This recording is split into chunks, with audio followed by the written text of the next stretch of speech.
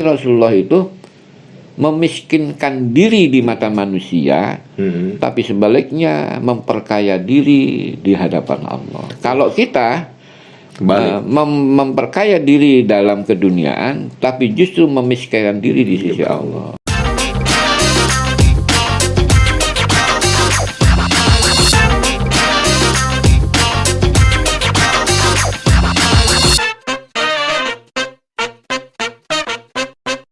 Bismillahirrahmanirrahim. Assalamualaikum warahmatullahi wabarakatuh. Waalaikumsalam warahmatullahi wabarakatuh. Alhamdulillahirrabbilalamin. Alhamdulillahilladzi khalaqal insana fi ahsani taqwim. Wassalatu wassalamu ala asyrafil anbiya'i wal mursalin Sayyidina Muhammadin wa ala alihi wa sahbihi ajma'in, amma ba'd. Apa kabar sobat podcast? Jumpa lagi bersama kami podcast Kebenak Tangsel dalam edisi Bincang Santai Ramadan. Dan kali ini kami akan membahas tentang hakikat harta di sisi Allah. Untuk itu telah hadir di studio kami Ketua 1 Bidang Hukum dan Fatwa Majelis Ulama Indonesia Kota Tangerang Selatan, yaitu Kiai Haji Hasan Mustafi. Mari kita sapa beliau. Assalamualaikum Pak Kiai. Waalaikumsalam warahmatullahi wabarakatuh. Alhamdulillah, jumpa lagi untuk yang kesekian kalinya nih Pak Kiai. Terima kasih. Alhamdulillah.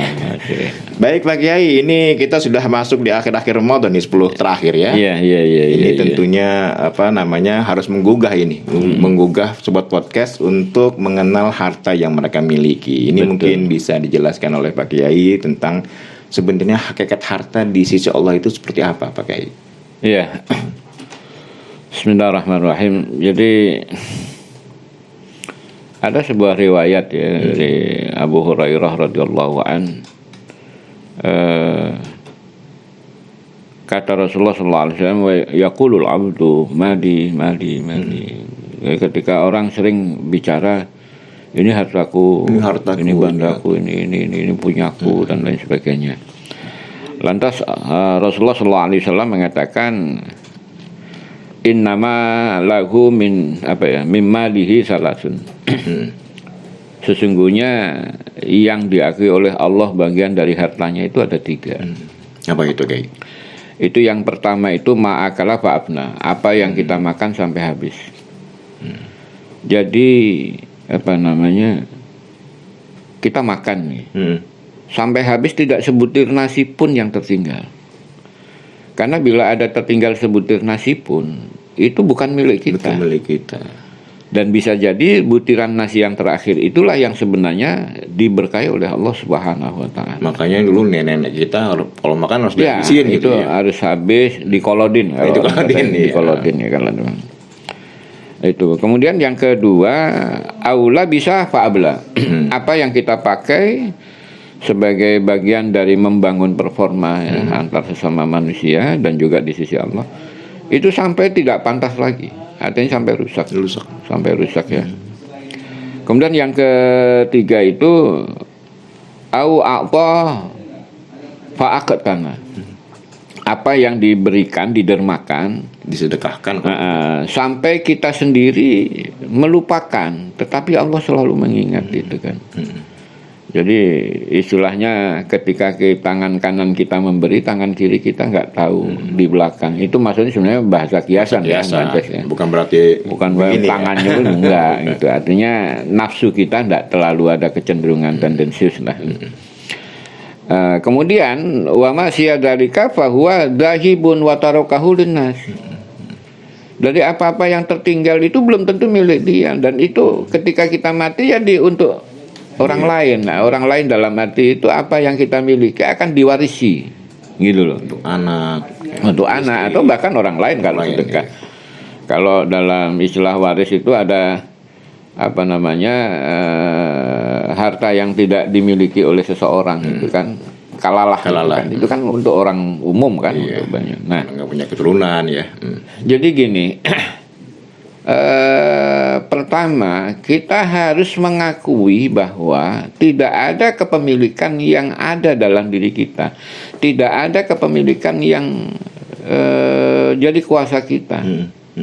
Kecuali itu Allah memberi dan menitipkan. Karena Allah ingin bahwa dengan harta yang kuberikan kepadamu, engkau bisa kembali kepadaku. cara mengembalikan kepadaku, makanlah sesuai dengan iktikad yang baik, akhlak yang baik. Ya Allahumma barik lana fima razaqtana wa qina adzaban. Ini salah satunya. Atau demarkan untuk memang amanah yang aku bebankan kepadamu terhadap ahlimu, kepada anak istri sebagai nafkah. Itu kan wa anfaqu fi sabilillah itu kan. Kemudian kau gunakan, kau beli sesuatu yang bermanfaat, berfaedah bagimu dunia akhirat. Kan sering kita manfaatnya hanya dunia gitu kan. Itu akan dicatat oleh bagian dari milik kita. Yang akan berkembang terus, ba'aziduhu, dikembangkan lagi, tambah lagi gitu kan. Kemudian dermakan untuk fisabilillah, entah itu kepada masjid, yayasan yatim, terus kepada seseorang guru. Kadang-kadang kita mengekspresikan ikhlas itu kepada orang lain, bukan kepada kita. Iya. Ikhlas itu kan khalasal abdu fi ibadatihi minasyirki wadzulmi. Melepaskan keterkungkuan kita dari kesyirikan dan kedoliman. Jadi kalau kita nyuruh orang terus keringatnya nggak kita hargai, itu dolim. Iya. Apalagi ngukur, dia ikhlas. Bukan, itu bukan begitu. Bapak kan harus ikhlas, bukan. Kita harus ikhlas melepaskan dari kekikiran gitu kan. Kita mustakir ya, numpuk-numpuk tapi pelit gitu kan. Nah, jadi hakikatnya gitu. Sehingga Allah menguatkan aminu billahi wa rasulihi wa anfiqu mimma ja'alakum mustakhlafina fihi. Jadi berimanlah engkau kepada Allah dan Rasulnya, dan dermakanlah hartamu di jalan Allah. Itu harta yang dititipkan kepadamu, itu bukan milik kita. Jadi sebenarnya Allah itu menyuruh kita untuk berinfak, sedekah itu sebenarnya hanya ini aja, numpang saja ya. Numpang. Makanya wa anfiqu mimma razaqnakum itu artinya gitu ya. Akan aku akui sebagai hartamu bila itu terkait denganku, gitu kata Allah itu. Kalau yang hanya terkait dengan nafsu itu bukan. Saya tidak peduli yang begitu, dan saya tidak akan pernah hitung gitu. Jadi karena aku milik, dan ketika aku menghendaki untuk memiliki kembali dengan caraku, ya hilang, muspro kan. Makanya innalillahi ta'ala ma'akhadha wa lahu ma'ata wa kulla syai'in indahu bi ajalin musamma. Allah yang memberi, Allah yang mencabut. Dan cara nyabut Allah kadang kemalingan, kebakaran, macam-macam kan.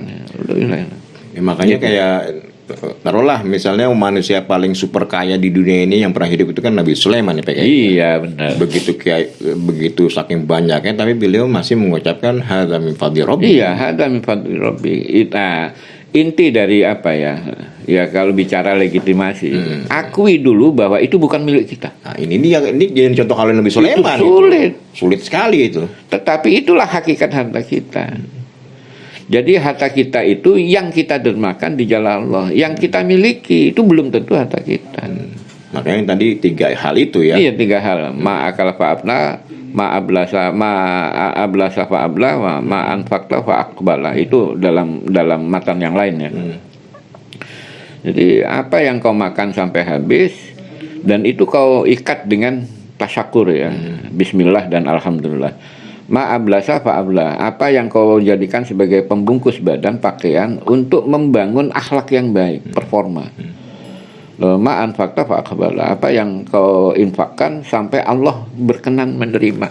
Kan tidak semua infak kita diakui oleh Allah itu. Betul. Nah, kaitannya dengan Ramadan ini kan biasanya orang ingin zakat ya. Itu dia, seberapapun kemampuan kita, sekecil pun, sebutir kurma pun, akui itu bagian dari amanah Allah dan berikan dengan niat keridhaan Allah Subhanahu wa taala. Karena kalau dibilang Allah memerintahkan kita menunaikan zakat dengan konversi seperti itu ya.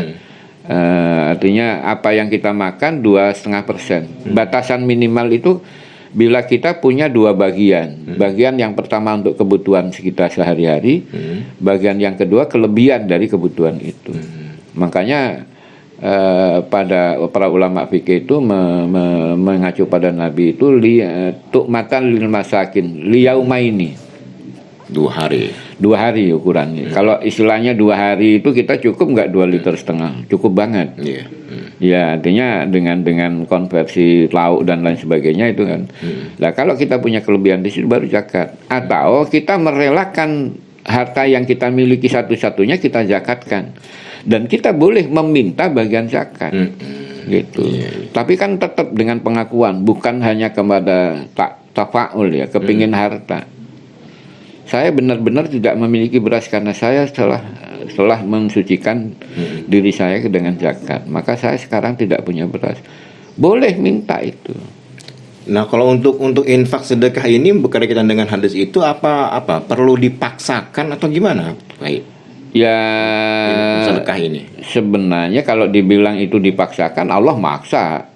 Udah Emang pun, ente punya? Ente nggak punya apa-apa. Iya.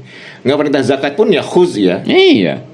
Itu kan perintah ambil. Ambil supaya kamu diakui oleh Allah gitu loh. Ya, yang paling penting itu kan diakuinya itu. Diakuinya itu. Sekarang perbandingan, kita punya 10 juta. 10 juta kan belum terus ya ke zakat mal. Terus kita sedekahkan. Yang dimiliki oleh Allah itu yang kita sedekahkan berapa? 2.000 perak. Anggaplah. Dari 10 juta 20 perak. 2.000 perak. 2.000 perak. Tapi 2.000 perak itu ada afan mudha'afah. Itu melampaui dari 10 juta. 10 juta kurang 2.000 perak. Itu di sisi Allah. Lah pengakuan Allah sudah begitu. Karena apa? Allah tidak menggunakan hitungan matematis, hitungan kumulatif. Jadi angka-angka Allah itu kumulatif. Jadi 1 jadi 10, 1 jadi 700 itu kan kumulatif. Kalau kita kan matematis. Ini kalau saya punya uang 10.000, saya sumbang 1.000, tinggal 9.000. Iya, itu matematis tuh. Matematis itu. Padahal nggak begitu. Betul. Nah, jadi ini apa yang harus dilakukan bagi seorang muslim agar harta kita itu benar-benar ya mendapatkan legitimasi Allah tuh selain bagaimana pengolahan Allah bikin yang namanya Ramadan itu adalah controlling bagi yang berkaitan dengan harta. Makanya zakat itu tazkiyatul mal dengan zakat fitrah. Gitu kan? Harta. Iya. Ini kalau zakat mal kan bisa saja kapan termasuk haul dan nisabnya kan. Tapi kalau zakat fitrah kan di Ramadan. Nah, kenapa dikaitkan dengan Ramadan? Saat itulah semua aspek ubudiyah kita ditekan kembali kepada fitrahnya. Gitu. Kita mengambilkan fitrah keagamaan itu ya di bulan Ramadan. Coba bayangkan lebih banyak aktivitas ibadah. Iya. Dari sebuah aspek masak, minum, makan jadi bagian dari ibadah itu. Saya suka ini ya pakai kenapa orang kalau di Ramadan itu giro keagamaan meningkat ya? Iya. Mengejar pahala lah istilahnya gitu. Dibanding di luar Ramadan. Ini bagaimana cara menumbuhkan giro di Ramadan ini? Di luar Ramadan gimana pakai ya? Termasuk di dalam sedekah gitu. Itu tadi kalau Ramadan itu disebut juga sebagai syahrut tarbiyah. Sebenarnya itu pendidikan ya. Pendadaran seseorang agar Ramadan itu menjadi simbol normalisasi keagamaan. Nah, sehingga harapannya di 11 bulan yang akan datang normalisasi keagamaan itu menjadi sesuatu yang mudawamah, dibiasakan. Harusnya begitu. Justru itu. Tetapi bagi yang lain Ramadan itu adalah romat, pembakaran nafsu. Nah itu. Nafsu apa? Hubus syahwah, hubud dunia. Nah, ketika kemarin 11 bulan yang lalu kita sudah terlena dengan harta, kita pelit, kita ini menganggap bahwa itu milik kita, maka di Ramadan sadarlah engkau. Jadi zakat itu seperti itu. Iya, betul. Makanya disebut zakat itu bina kan, membangun sesuatu. Misalnya kita menumbuhkan sesuatu menjadi berlimpah. Tapi zakat itu juga tazkiyah, mensucikan yang ada gitu. Yang ada belum tentu suci. Kenapa ya? Tadi itu hakikatnya innama maluhu gitu kan. Sesungguhnya harta yang diakui oleh Allah itu ya tiga itu. Jadi intinya di Ramadan ini harus mulai mengelola harta benar-benar gitu. Betul. Ya di jalan Allah gitu. Jangan hanya mali gitu kan, hartaku bahwa ada di situ di dalamnya hak Allah gitu. Karena sungguhnya apa yang kita dermakan ya apa itu pemberian Allah gitu kan. Iya. Wa mimma razaqnahum yunfiqun itu kan artinya istilahnya kan Allah. gini. Kata Allah, loh, aku yang ngasih, yang nyiptakan, kok diakui? Itu dia. Apa urusan? Aduh, ya ini ini artinya apa berkaitan dengan topik sebelumnya Legitimasi agar harta kita benar-benar gitu ya. Aduh, masya Allah. Ini karena orang Jadi banyak kalau ya, kemarin itu sempat kita bahas bagaimana dengan dikir kita dilegitimasi oleh Allah lah, kita bagaimana dengan harta kita dilegitimasi oleh Allah. Yang diakui oleh Allah bukan hanya yang kita dermakan, yang kita simpan itu menjadi berkah. Iya, betul. Gitu loh. Nah, karena apa? Sudah di stempel lah di stempel oleh Allah. Masya Allah. Gitu. Ya mudah-mudahan pakai di akhir-akhir Ramadan ini ya. Ya. Kita semakin dermawan. Kalau dari contoh Nabi sendiri gimana pakai? Gini Nabi itu tidak rela menyimpan sebagian hartanya, entah itu dalam bentuk makanan, entah dalam bentuk uang. Masya Allah. Itu di rumah. Masih ada dikeluarin istri. Dikeluarin. Wah, itu sebenarnya Nabi. Kita gimana kalau gitu? Nggak bisa, karena Nabi itu dan selalu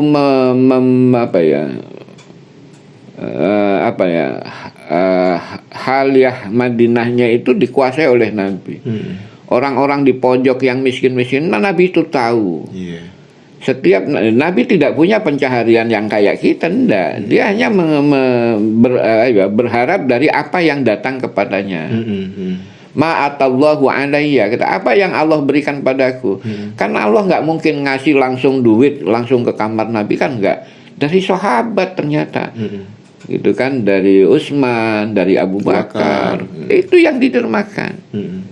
Sampai ketika menjelang akhirnya kan ya Aisyah ya, mana uang yang ini udah belum Rasulullah, karena saya ngurusin jenengan, saya tak repot, jangan. Masya Allah. Itu sampai udah segera lakukan itu.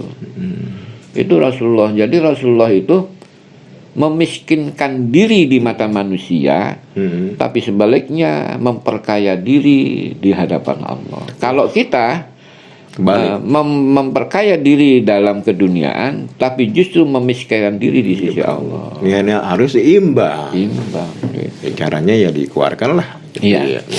Ya, itu minimal itu kan zakat sekian kilo itu kan itu konversi yang paling kecil. Ya kalau zakat fitrah terlalu kecil lah ya. Nah, ini zakat malnya ini nih ya. Orang biasanya kan menghitung zakat mal itu pas Ramadan biar gampang ya awal nisabnya itu ya. Secara moralitas yunfikuna fis sarra'i wad dharra gitu kan. Dan itulah ciri orang yang bertakwa kayaknya. Iya, itu takwa. Jadi bersedekah itu bukan hanya dalam keadaan dia punya uang banyak, kan? Dalam sempit pun justru ketika dia berinfak itulah membuka pintu rezeki. Sedekah tidak harus diukur dari harta loh ya.